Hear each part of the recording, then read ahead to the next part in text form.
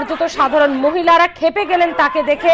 Go back slogan, সেই ছবি আপনাদের সামনে, তার গাড়ির সামনে বিক্ষোভ, গো ব্যাক স্লোগান। তবে পরিস্থিতিটা কেন এমন হলো, ঠিক কি এমন ছবি ছিল তখন, কি পরিস্থিতি তৈরি হয়েছিল, আমরা কথা বলবো। আমাদের সঙ্গে রয়েছে শ্যামবাজার থেকে আমাদের প্রতিনিধি সঞ্জনা লাহিড়ী। সঞ্জনা, উষসী থেকে আরো অনেকে তো দেখা গেল শ্যামবাজার পাঁচমাথার মোড়ে এই আজকের প্রতিবাদ কর্মসূচিতে। তুমি অনেকের সঙ্গে সরাসরি কথাও বললে, কিন্তু ঋতুপর্ণা সেনগুপ্ত আসা মাত্রই এই ছবি কেন, কি হয়েছিল তখন? একদমই, দেখো তোমাকে আমি একটু আগে শ্যামবাজার চত্বরটা দেখিয়ে দিই। শ্যামবাজার চত্বরের ঠিক এপিসি রোডের ওপর আমি রয়েছি। তুমি দেখতে পাচ্ছ সামনেই শ্যামবাজার চত্বর, ডান দিকে আরজিকর, যেখানে কার্যত 163 ধারা জারি রয়েছে এবং যার জন্য এছাড়াও আজকে রাতের জন্য বিশেষ ব্যবস্থা। পুলিশ কিন্তু কার্যত ওই দিকটা পুরোপুরি রেস্ট্রিক্টেড করে রেখে দিয়েছে যাতে কেউ কোনো রকম ভাবে সেদিকে পৌঁছতে না পারে। এবার তোমাকে যদি আমি একটু অপোজিট দিকটা দেখাই, তাহলে সেখানে তিনটে ভাগে মোট। একদিকটা ভূপেন বোস এভিনিউর ওপর বামফ্রন্টের কিন্তু যে অবস্থান বিক্ষোভ সেটা চলছে। একদম আমার হাতের ডান দিকে দেখতে পাচ্ছ যেটা, সেখানে কিন্তু জুনিয়র ডক্টরদের অবস্থান বিক্ষোভ চলছে এবং বাঁ দিকে সাধারণ মানুষের। ঠিক এই ডান দিকে জুনিয়র ডক্টরদের অবস্থান বিক্ষোভের সামনে দিয়ে যখন ঋতুপর্ণা সেনগুপ্ত পেরোচ্ছিলেন, ঠিক সেই মুহূর্তেই তাকে কেন্দ্র করে গো ব্যাক স্লোগান, কার্যত তাকে ধাক্কা দিয়ে এই এলাকা থেকে বের করে দেওয়ার একটা প্রয়াস করা হয়। এবং তার পাশাপাশি যেটা উল্লেখযোগ্য বিষয়, সে যখন ঠিক এই বিধান শহরের রাস্তা দিয়ে তার গাড়ি যখন পেরিয়ে যাচ্ছিল, ঠিক তার গাড়িতে তিনি যখন ছিলেন, তার সিকিউরিটি, তার বডিগার্ড সকলেই ছিলেন, তাকে কিন্তু কার্যত ধাক্কা দিয়ে গাড়িতে তুলে তাড়িয়ে দেওয়া হয়, বের করে দেওয়া হয়। এমনকি তার গাড়ির ওপর জোর জোর করে কিন্তু গো ব্যাক স্লোগান একদিকে, তার পাশাপাশি জুতো, জলের বটল, একাধিক সামগ্রী ছুঁড়ে কিন্তু কার্যত তাকে এই এলাকা থেকে বের করে দেওয়া হয় এবং তিনি তার গাড়িকে কার্যত নিয়ে গিয়ে প্রাণে বাঁচলেন খানিকটা। সেই চিত্র কিন্তু সার্বিকভাবে এলাকা থেকে উঠে এলো। ঠিক তার আগের চিত্রটা তুমি যদি দেখো, এখন বাজে ঘড়ি কাটায় প্রায় 12:35, ঠিক 12টা নাগাদ 1 মিনিটের জন্য এই শ্যামবাজার চত্বরে কিন্তু পুরোপুরি ভাবে এক প্রকার নিস্তব্ধ হয়ে যায়। অর্থাৎ প্রত্যেক দিন যেরকম ভাবে শ্যামবাজার চত্বরকে দেখতে পাওয়া যায়, ঠিক আজকেও কিন্তু দেখতে পাওয়া গেল যে 12টার সময় নিস্তব্ধ, এক প্রকার একটা কুকুরের আওয়াজ পর্যন্ত নেই, এতটাই নিস্তব্ধতা। এবং মৃত ডাক্তারকে স্মরণ করে তাকে শ্রদ্ধা জানাতে সেই 1 মিনিটের নীরবতা পালন করে শ্যামবাজার চত্বরের আজকের মানুষ। আমাদের কাছে সেই ছবি আছে, আমরা সেটা দর্শকদেরকে দেখাচ্ছি যে সে কিভাবে নিস্তব্ধ ছিল শ্যামবাজার। কিন্তু বর্তমানে ঠিক 12টা 1 বাজার সঙ্গে সঙ্গে আবারও একই রকম ভাবে justice for RG Kar slogan, we want justice slogan, এছাড়াও নানান রকমের স্লোগানে এখনো পর্যন্ত মুখরিত হয়ে রয়েছে এই শ্যামবাজার চত্বর। আমি তোমাকে সার্বিক চিত্রটা দেখাই, এখানে কিন্তু প্রচুর মানুষের ভিড়। ঠিক এই ভূপেন বোস এভিনিউ বা সেন্ট্রাল এভিনিউ আমরা যেটা জানি, সেই ভূপেন বোস এভিনিউর এগিয়ে গিয়ে যেখানে বামফ্রন্টে মঞ্চ করেছে, তার আগে কিন্তু গাড়ির পার্কিং এ একদম কার্যত ভর্তি, প্রচুর মানুষ দূর দূর থেকে এখানে এসেছে। এবং এক প্রকার বলা যেতে পারে যে প্রত্যেকটা মানুষ কিন্তু এখানে মোমবাতি জ্বালিয়ে যেভাবে শ্রদ্ধা জ্ঞাপন করছে, তুমি দেখতেই পাচ্ছ রাস্তার ধারে ধারে কিন্তু মোমবাতি, রাস্তার প্রত্যেকটা ধারে একদম ডিভাইডারের ওপর মোমবাতি, প্রত্যেকটা জায়গায় কিন্তু দেখা যাচ্ছে যে নির্যাতিত মৃত চিকিৎসককে স্মরণ করে। একটু কথা বলো না, যারা পাশে বসে রয়েছেন, আমি দেখতে পেলাম যে সন্তানকে পাশে নিয়ে বসে রয়েছে এক মা, বোধ হয়, যদি একটু কথা বলা সম্ভব হয় প্লিজ। সঞ্জনা, একটু জানতে চাও, এই যে প্রতিবাদে পথে নেমেছেন, কি অবস্থা? তিনিও তো মা, সন্তানকে নিয়েই বোধহয় নেমেছেন প্রতিবাদে। তুমি দেখো প্রচুর মানুষ এখানে এসেছেন, সাধারণ মানুষ এখানে দেখতে পাওয়া যাচ্ছে। একটু কথা বলার চেষ্টা করব। আজকে একদম যে পোস্টার, প্রতিবাদী পোস্টার হাতে নিয়ে আপনারা আজকে রাত জাগছেন, একদম ছোট ছেলে রয়েছে সঙ্গে, তাকে নিয়ে রাত জাগছেন, কি দেখছেন পরিস্থিতি, কি বলবেন আপনার মতামত? আমি জাস্ট বলতে চাই, বিচার চাই। এই অন্যায় অনেকদিন সহ্য করেছি আমরা মুখ বুঝে, যেভাবে এই কেসটাকে ধামাচাপা দেওয়া হচ্ছে, প্রথম থেকে নানা রকম ভাবে আমাদের বিভ্রান্ত করার চেষ্টা করা হচ্ছে। আমি চাই এর বিচার চাই। আমরা শেষ থেকে যাবো, কোনো ক্লান্তি নয়, বাড়িতে বসে থাকতে পারছি না, এত অস্থির লাগছে, কিসের থেকে যে আমাদের টেনে আনছে আমরা জানি না, পাচ্ছি না থাকতে। এত হাজার হাজার মানুষকে দেখে এত উৎসাহ বেড়ে যাচ্ছে, ভুলে যাচ্ছি যে কাল সকালে আবার স্কুল আছে, এই আছে, অনেক কাজ আছে, কিন্তু তবু সব ভুলে আমরা সবকিছু ভুলে এখানে চলে এসেছি। না, আমাদের একটু যদি মেয়েটা যেখানে রয়েছে তার আত্মার যদি একটু শান্তি হয়, আমাদের তার থেকে বড় আর কিছু নেই। যদি আমরা কিছু করতে পারি, মেয়েটা এত একটা প্রতিবাদী মেয়ে ছিল, সেই প্রতিবাদটা আমাদের সবার মধ্যে ঢুকিয়ে দিয়ে গেছে। কেউ প্রত্যেকটা মানুষ প্রতিবাদ করছে। আমরা কোনো রাজনীতি কিচ্ছু চাই না, আমরা চাই মেয়েটার বিচার হোক। ধন্যবাদ। তুমি দেখো সঙ্গে রয়েছে ওনার ছেলে রয়েছে, তুমিও এসছো সমানভাবে। আরজি করে ঘটনা যথেষ্ট মর্মান্তিক ঘটনা, কিভাবে তুমি দেখছো এই বিষয়টাকে? আমি দেখছি ঋতুপর্ণা সেনগুপ্ত এসছে, আর এই যে আরজি করে পরিস্থিতি এই লড়াই লড়ছে কে? তুমি আমি আওয়াজে। এই লড়াই লড়বে কে? তুমি আমি আওয়াজে। এই লড়াই জিতবে কে? তুমি আমি আওয়াজে। We want justice. আচ্ছা দেখো কচিকাচাদের মধ্যেও কিন্তু একই রকম ভাবে বিষয়টা যথেষ্ট নাড়া দিয়েছে, তারাও কিন্তু সমানভাবে তাদের অভিভাবকদের সঙ্গে এসেছেন এই জায়গায়, এই এলাকায়, এই শ্যামবাজার চত্বরে তাদের প্রতিবাদের ভাষাকে আরো ফুটিয়ে তুলতে। আমি আরেকবার তোমাকে শ্যামবাজার চত্বরটা দেখাবো। ঠিক শ্যামবাজারের এই মুহূর্তে আমি ভূপেন বসু বিনোদিকে রয়েছি এবং আমার আশেপাশে দেখো প্রচুর প্রচুর একেবারে যদি ওদের সঙ্গে একটু সরাসরি কথা বলা যায় থেকে শুরু করে এবার আমরা একদমই দেখো এখানে যারা রয়েছে তাদের সাথে একটু কথা বলার চেষ্টা করবো। প্রচুর ইয়াং জেনারেশন রয়েছেন এখানে। একই রকম ভাবে আজকে আরেকটা রাত জাগা, আরেকটা প্রতিবাদের ভাষা, কি বলবে? এখন আরো বেশি সবাই এসে, কারণ আমরা সবাই বুঝতে পারছি না কেন কালকে হিয়ারিংটা পিছিয়ে গেল। আমরা সবাই এক্সপেক্ট করেছিলাম কিছু একটা হবে ড্রাস্টিক, বাট আবার করে পিছিয়ে গেল। 10 সেপ্টেম্বর এসে গেল, তো আমরা সবাই সেই জন্য আরো বেশি করে হামলে পড়েছে, সবাই আরো বেশি করে মরিয়া হয়ে বিচার চাইছে। তো সবাই এই জন্য এখন রাত 12টা 12:30 পেরিয়ে গেছে, সবাই এখনো সেই জন্যই দাঁড়িয়ে আছে, সবাই এখনো হাফের তেজ করে সেটাই চাইছে সবাই। কোর্টের ডেট তো পিছিয়ে গেল, মনে হচ্ছে না কি বিচার প্রক্রিয়া অনেকটা সময় লাগছে? অবশ্যই এটা অপ্রয়োজনীয়, প্রায় আমাদের 1 মাস হতে যাচ্ছে। এটা যদি কোনো ক্ষমতাশালী কারোর হতো তাহলে নিশ্চয়ই এরকম হতো না। অবশ্যই এটা আমরা সবাই এটা বুঝতেই পারছি যে কি কারণে সমানে কোনো একটা পার্টিকুলার মানুষকে বাঁচানোর চেষ্টা করা হচ্ছে, তো সবাই বিচারই চাইছি আমরা। বুঝতেই পারছো যে সঞ্জনা ওনার হাতে যে প্ল্যাকার্ডটা রয়েছে বিচার যত বলে একটা কিছু লেখা ছিল, একদম অন্যরকম ভাষা, বোঝার চেষ্টা করব যদি একটু দেখানো সম্ভব হয়। একদম আমরা এতদিন অনেক প্ল্যাকার্ড অনেক দেখেছি, কিন্তু বিচার যত দেখো কিছু লেখা রয়েছে, একদম লেখা আছে বিচার যত পিছবে মিছিল তত এগোবে। অর্থাৎ বিচার প্রক্রিয়া যে পিছিয়ে যাচ্ছে, আগামী কাল সুপ্রিম কোর্টের শুনানির ডেট ছিল তা পিছিয়ে গিয়েছে এবং তারপরে কিন্তু এই স্লোগান যেখানে কার্যত স্পষ্টত উঠে উঠেছে যে বিচার যত পিছবে মিছিল তত এগোবে। এই ভাষায় কিন্তু নিয়ে সঙ্গে করে আজকে প্রতিবাদী মুখ, শয় প্রতিবাদী মুখ আজকে শ্যামবাজার চত্বরে তাদের প্রতিবাদের ভাষা কিন্তু ফুটিয়ে তুলছে বিভিন্ন স্লোগানে, বিভিন্ন গানে, তাদের বক্তৃতায়, তাদের আবৃত্তিতে, তাদের বিভিন্ন স্লোগানে, তাদের গ্রাফিক্সে, তাদের গ্রাফিটিতে, তাদের ছবিতে, প্রত্যেকটা জায়গাতে কিন্তু প্রতিবাদের ভাষা। তুমি যদি চত্বরটা দেখো প্রত্যেকটা জায়গায় কিন্তু তুমি গ্রাফিটি দেখতে পাবে। অন্যান্য সময় জেব্রা ক্রসিং ব্যতীত কলকাতার রাস্তায় কিন্তু সে অর্থে কোনো দাগ কিন্তু পাওয়া যায় না এবং জেব্রা ক্রসিং গুলো কিন্তু কার্যত সময়ের সঙ্গে সঙ্গে সেগুলো উঠতে থাকে। কিন্তু আজকে একদম উল্লেখযোগ্যভাবে শ্যামবাজার চত্বর কিন্তু গ্রাফিটিতে ভর্তি এবং সেই প্রত্যেকটা গ্রাফিটিতে কিন্তু উই ওয়ান্ট জাস্টিস লেখা।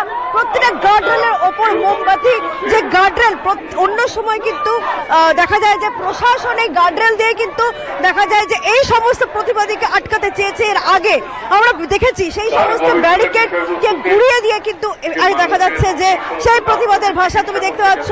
ঠিক আমি যখন প্রথম লাইভ দিয়েছিলাম স্মৃতি, তুমি দেখেছিলে যে এখানেই আমি ছিলাম, কিন্তু সেখানে দেখো সেই পুরো রাস্তার যে চেহারা সেটা কিন্তু সম্পূর্ণ বদলে গিয়েছে। ঠিক এখানেই আমি কিন্তু লাইভ দেওয়া শুরু করেছিলাম, তুমি দেখতে পাচ্ছ সেই চেহারা কিন্তু সম্পূর্ণ বদলে গিয়েছে। গোটা রাস্তা শুধু মোমবাতি, অবশিষ্ট অংশ এবং তার পাশাপাশি গ্রাফিটি, প্রচুর গ্রাফিক্স কিন্তু দেখতে পাওয়া যাচ্ছে।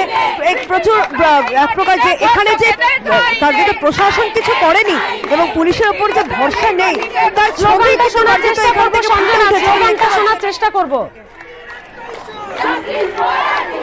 একদমই দেখো এখানে যারা রয়েছেন তাদের সাথে একটু কথা বলার চেষ্টা করব। আজকে আপনারা আবার রাত জাগছেন, আবার কিন্তু সেই প্রতিবাদকে সঙ্গে নিয়ে রাত জাগা। আগামীকাল সুপ্রিম কোর্টের শুনানি ছিল, পিছিয়ে গেল, কি বলবেন?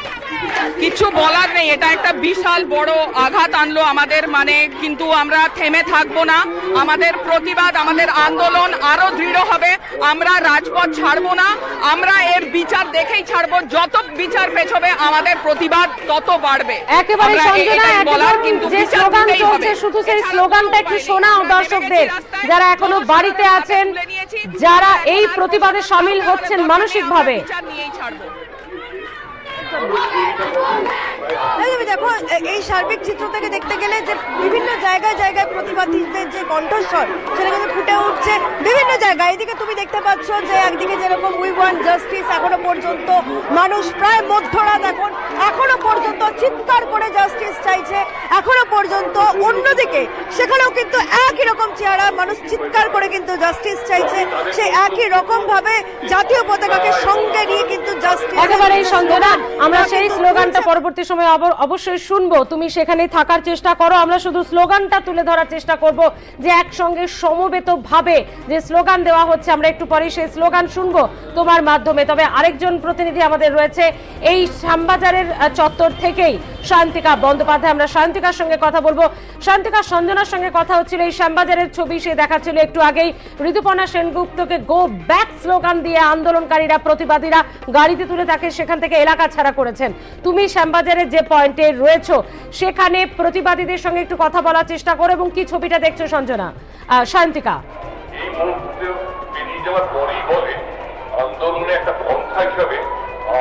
একটা কথা বলবো, রাত প্রায় 12:30 বাজে বা বেজে গিয়েছে, সে জায়গায় দাঁড়িয়ে শ্যামবাজারের এই মুহূর্তের ছবিটা কিন্তু পুজোর রাত মনে করাচ্ছে। পুজো কিন্তু ইতিমধ্যেই তার জন্য এসে গিয়েছে, দরজায় কড়া নাড়ছে। কিন্তু এইবারের পুজোটা একদম আলাদা একটা পুজো হবে। এইবারের পুজোকে কেন্দ্র করে সাধারণ মানুষের মধ্যে কোনো আনন্দ নেই, তারা শুধু একটাই বলছেন পুজোর আনন্দ সারা জীবন করে রয়েছে। কিন্তু এইবারের পুজোয় আর্জি করে নির্যাতিতার জন্য জাস্টিস চাইছেন প্রত্যেকে। এবং আজকের রাতটা সত্যি একটা দ্বিতীয় ঐতিহাসিক রাত, এমনটা বললে একদম অত্যুক্তি হবে না। কারণ 14ই আগস্টের পরে আজকে এই মুহূর্তে 5 সেপ্টেম্বরে আমরা দাঁড়িয়ে রয়েছি। আজকে চলছে দ্বিতীয় দফার রাত দখলের কর্মসূচি। কিছুক্ষণ আগেই আমাদের আরেক প্রতিনিধি সঞ্জনা যে ছবিটা দেখালো, আমিও কিন্তু এই মুহূর্তে শ্যামবাজার থেকে, শ্যামবাজারের আরেকটা দিকে আমরা রয়েছি। এখনো কিন্তু মানুষ মোমবাতি জ্বালিয়ে চলেছেন এবং এর পাশাপাশি মানুষের এই যে উপস্থিতি, এখনো পর্যন্ত যথেষ্ট ভিড় লক্ষ্য করা যাচ্ছে।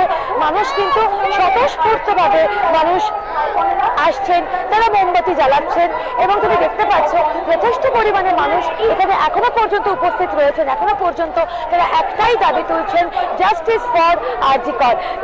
কোনো রকমেই একটাও মোমবাতি নিভতে দেওয়া হচ্ছে না।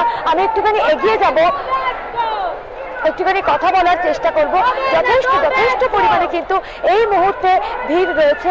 একদিকে যেরকম ভারতের জাতীয় পতাকা উঠছে, এর পাশাপাশি কিন্তু সাধারণ মানুষ স্বতঃস্ফূর্তভাবে এখানে কিন্তু উপস্থিত রয়েছেন। আমরা একটুখানি কথা বলবো, অবশ্যই একটুখানি কথা বলবো।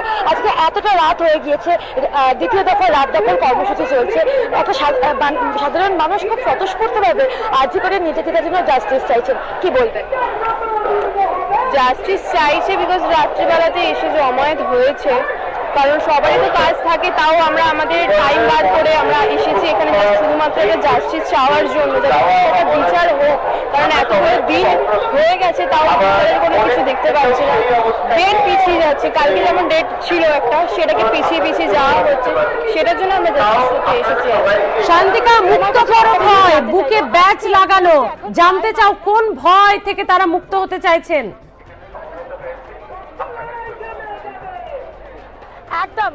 একদম সেই প্রশ্নই করছি।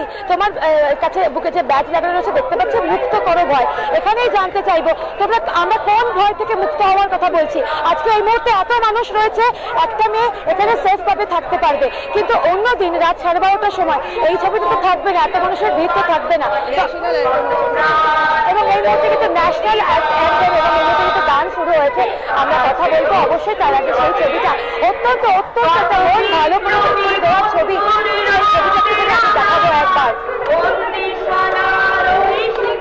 একদম আমরা গানটা শোনার চেষ্টা করবো। শান্তিকা, আমরা গানটা শোনাবো।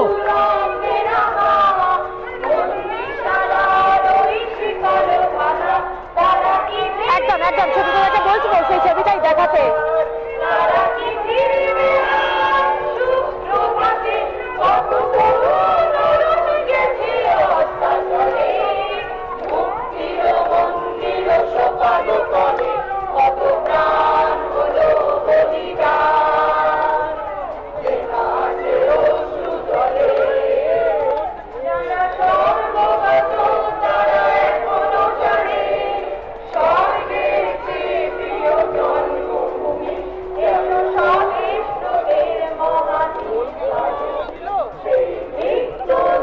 একেবারে বিপ্লবীদের সেই গান যা রক্তকে গরম করে, যা যুব সমাজকে তারুণ্যে ভরপুর করে প্রতিবাদী হতে শিখিয়েছে, যা অগ্রজ হতে শিখিয়েছে, তরুণ সমাজকে যুব শক্তিকে প্রাণ শক্তি দিয়েছে, যে গান, যে লেখা, যে সুর, সেই সুর আরো একবার প্রতিবাদের ভাষা, সেই সুর আরো একবার বিচার চাওয়ার ভাষা, সেই শক্তি, সেই সুর আরো একবার মুক্ত করো ভয়, এই ব্যাজের লেখা ভাষা।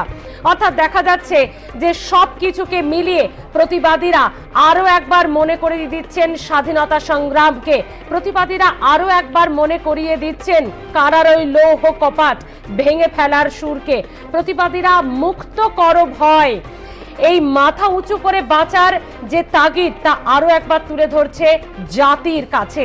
সত্যি এ প্রতিবাদ বিরল, সত্যি এ প্রতিবাদ ঐতিহাসিক, যা ইতিহাসের পাতায় আগামী দিনেও লেখা থাকবে। 14ই আগস্টের পর ফের আরো একবার রাত জাগো। জাগা শুধু রাতের নয়, জাগা শুধু ঘড়ির কাঁটাতে নয়, জাগতে হবে চেতনার বিকাশে, জাগতে হবে মানবিক ক্ষেত্রে, জাগতে হবে নিজের জাতিকে রক্ষার তাগিদে। সেই জায়গায় দাঁড়িয়ে মানুষের এই প্রতিবাদ সত্যি অভিনব।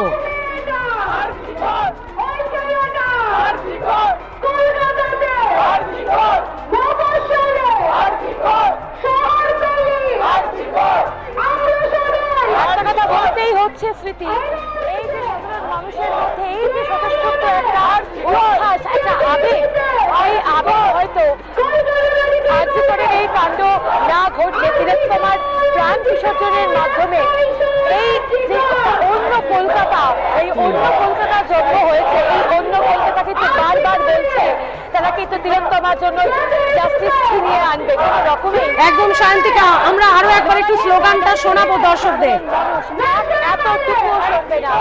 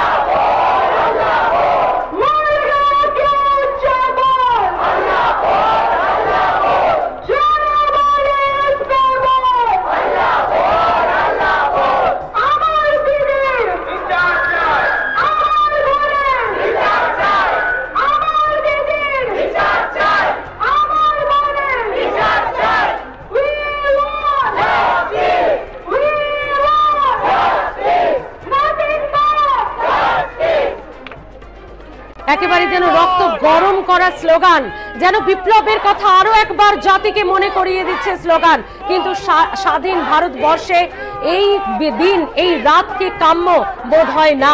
স্বাধীনতার এতগুলো বছর পরেও এ কোন প্রতিবাদ দেখছি আমরা? কেন প্রতিবাদের জাতিকে নামতে হয়েছে? উই ওয়ান্ট জাস্টিস, এই ভাষা কেন? সত্যি লজ্জার দিন, সত্যি অনভিপ্রেত দিন। আমরা আশা করব, আবেদন রাখবো আগামী দিনে এই রাত যেন আর কোনো দিনও বাংলার বুকে, রাজ্যের বুকে, দেশের বুকে না জাগতে হয় মানুষকে। বিচার, প্রশাসন সকলে যেন নিরপেক্ষভাবে এই ঘটনার তদন্ত করে, বিচার করে।